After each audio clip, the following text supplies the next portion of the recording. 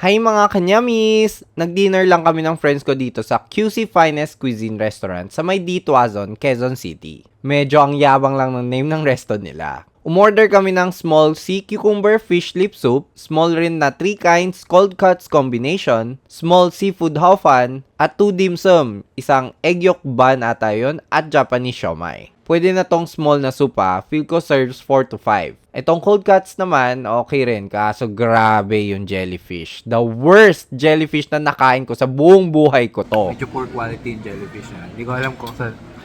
Parang mas masarap pa yung delata. Ano yun? Yung depak? Yung century egg, asado at duck, okay naman. Fatty yung duck, pero normal naman yon. Yung seafood hofan naman, masarap. Savory with the right amount of bite pa sa hofan. Nag-fried oysters rin pala kami, munti ko na makalimutan videohan. Okay naman, typical yung taste. Mahal lang siya kasi inabot kami ng around 2,900 pesos including the promo discount last month. Basta avoid the jellyfish na lang. Follow for more, gutuman!